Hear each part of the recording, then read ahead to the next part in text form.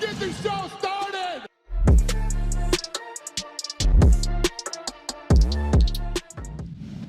In today's video, Sean Strickland purchases a new car after UFC 276 loss. Daniel Cormier considers returning to MMA. Robert Whittaker weighs in on Alex Pereira's fast track to title shot. Yair Rodriguez eyeing quick finish of Brian Ortega this Saturday. And Dan Hardy breaks down Yair Rodriguez versus Brian Ortega.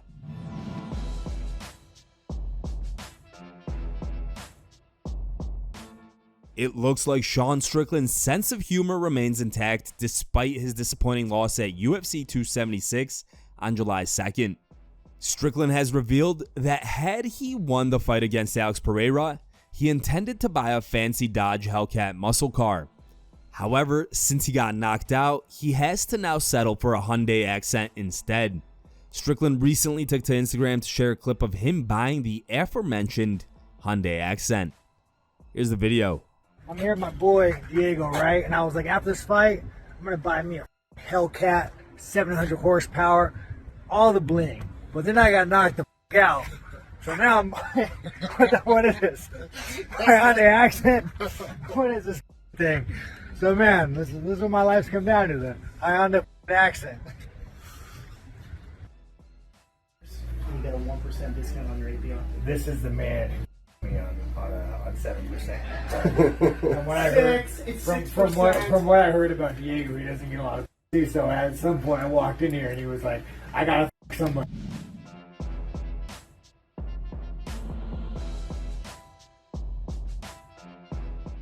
Daniel Cormier retired from the sport following his loss to Stipe Miocic at UFC 252 in August of 2020. The defeat, combined with his back issues and age, made it a wise choice to hang up the gloves. However, the former two-division champ has now discussed a possible return to MMA in a live Twitter Q&A with Hans Molenkamp. DC said he could return only for a title fight against Jiri Prochazka. Here's the clip. The thing is there a the chance? thing is, Hans, with me, it's like, I said this when I retired. I said, I'm only going to fight for championship belts. But it's like, I don't deserve a heavyweight championship fight. Like, Stipe's not the champ. He beat me the last couple times. Like, I don't deserve a shot at the heavyweight title. If I was ever going to fight again, in which I don't want to, I would have to go all the way back to 205 pounds. Why? Let me tell you why. Because I didn't lose. Remember, I vacated the title whenever I didn't want to go back down there when Jones was going to fight Gustafsson.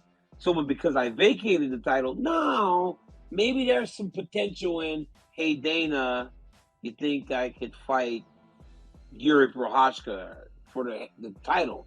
Especially with your name recognition and what you've become outside of the fight game. Maybe there's some value in that, but there's no. That would require you to go to 205, yes. Which I don't think you Hans, want to do. I don't want to, but I would have to, Hans. I mean, if I had the desire to fight and I wanted to try to accomplish something great one more time, then it would require that, because there just is no title fight at heavyweight. I don't deserve a title fight at heavyweight. Well, if it ever happened, it better happen soon. I'm 44 years old in March. But hey, Randy Couture won the heavyweight championship at 45, so not impossible. Exactly.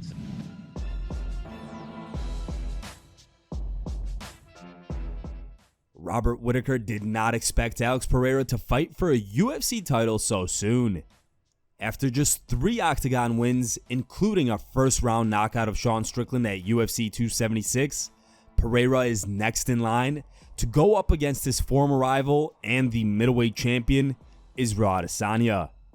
Speaking to Submission Radio, Whittaker, the former UFC middleweight champion, weighed in on Pereira's fast track to the title shot and said he thinks there were multiple style matchups Pereira could have gone through before getting a shot at gold. He said, "The surprise comes from how fast Pereira's just skyrocketed through the ranks to get the title shot. But really, I think it's a good fight. It's a good fight to match up 2 tall dudes, striking, been there before. I think it'll be fun. There's a lot of different guys that'll give him a really hard fight, but it is what it is. That fight's happening. He was placed well. His matches were placed well. His opponents were picked out, and he's up there. Whittaker also revealed who he will be rooting for in this matchup, saying, "They've made that fight, the revenge fight sort of thing happen, and it'll be a big show.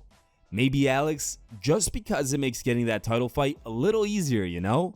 Getting a third fight against Izzy is much harder than getting a first fight with Alex. So I would have to lean towards that, you know, smart-wise. But in my heart of hearts, I don't really care."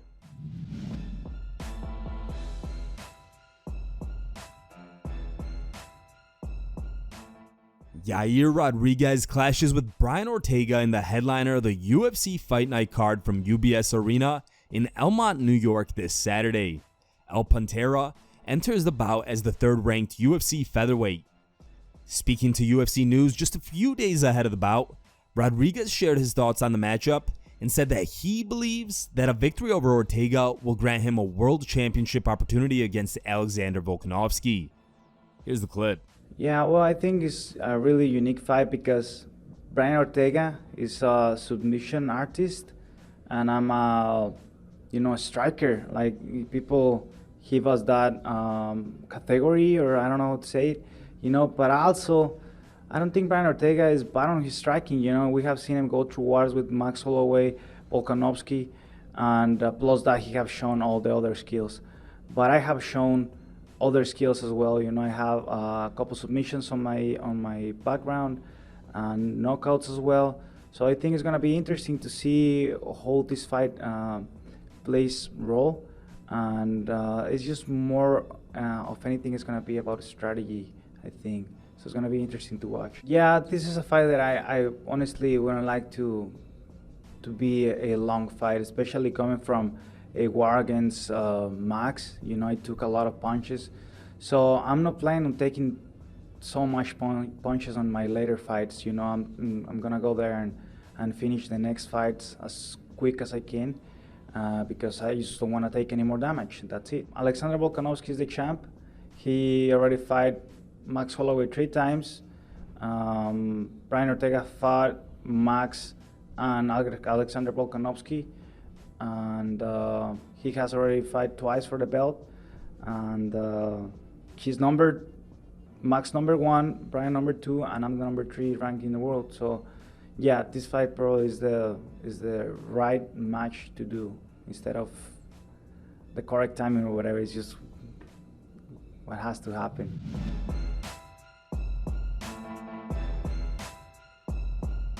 Brian Ortega against Yair Rodriguez pits two very exciting fighters against one another, but two guys that have very different styles. On one side, you've got Brian Ortega, who's got great boxing with some really nice elbows on the ends, and then he's got Brazilian Jiu-Jitsu at a very elite level. Lots of guillotines and triangles and all different kinds of neck attacks.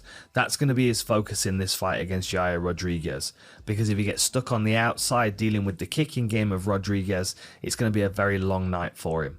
Rodriguez is fast, he's dynamic, he can spring in from any angle and hurt you with all different kinds of shots. And if you close distance, he's got some lethal elbows as well, just like we saw against the Korean Zombie. Now, I know he's got some grappling and some jiu-jitsu, but I don't think it's at the level of Brian Ortega. So treating Brian Ortega with respect in this fight and keeping distance from him is the smart thing to do.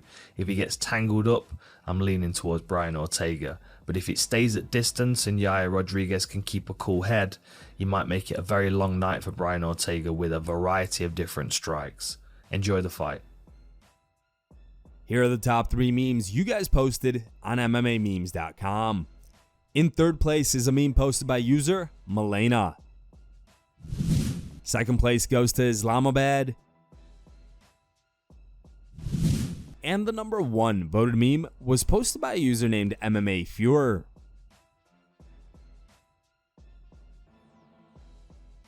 If you want your meme to be included in our next video, go to MMAmemes.com and create your own meme. The top 3 memes will be placed at the end of our video.